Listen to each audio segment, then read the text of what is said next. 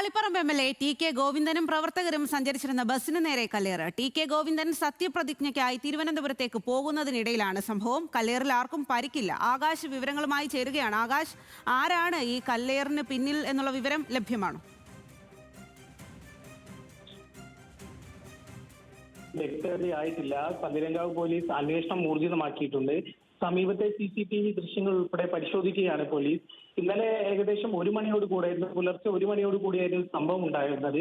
MLA T K Govindan തളിപ്പറമ്പിൽ നിന്നും സത്യപ്രതിജ്ഞയ്ക്കായി തിരുവനന്തപുരത്തേക്ക് പോകുന്നതിനിടയിലാണ് പന്തീരങ്കാവിന് സമീപമുള്ള അറപ്പുഴയിൽ വെച്ച് അദ്ദേഹത്തിന് സഞ്ചരിച്ചിരുന്ന ബസിന് നേരെ കല്ലേറുണ്ടാകുന്നത്. കല്ലേറിൽ ബസിന്റെ വലതുവശത്തെ ചില്ല് തകരുകയും കൂടാതെ തന്നെ ബസ് അവിടെ നിർത്തുകയുമായിരുന്നു. പിന്നാലെ തന്നെ ഇത് ആരാണെന്ന് പരിശോധിച്ചപ്പോൾ ആളെ കണ്ടെത്താൻ സാധിച്ചിട്ടില്ല.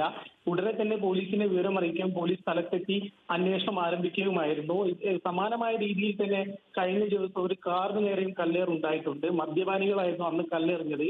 പോലീസ് അന്വേഷണത്തിൽ നിന്ന് 2 പേരെ അന്ന് കസ്റ്റഡിയിൽ എടുക്കുകയും ചെയ്തതാണ്. അതിന് പിന്നാലെയാണ് ഇത്തരം സമാനമായ രീതിയിൽ തന്നെ ബസിന് നേരെ കല്ലേറുണ്ടാവുന്നത്. MLA ഉണ്ടായിരുന്നോ എന്ന് മനസ്സിലാക്കിയാണോ അല്ലെങ്കിൽ ആസൂത്രിതമായിട്ടാണോ എന്നീ കാര്യങ്ങളൊന്നും നിലവിൽ ലഭ്യമായിട്ടില്ല. പോലീസ് ഏതായാലും അന്വേഷണം ഊർജിതമാക്കിയിട്ടുണ്ട്. സമീപത്തെ CCTV ഉൾപ്പെടെ ശരി ആകാശ്, പോലീസിന്റെ വ്യക്തമാണ്.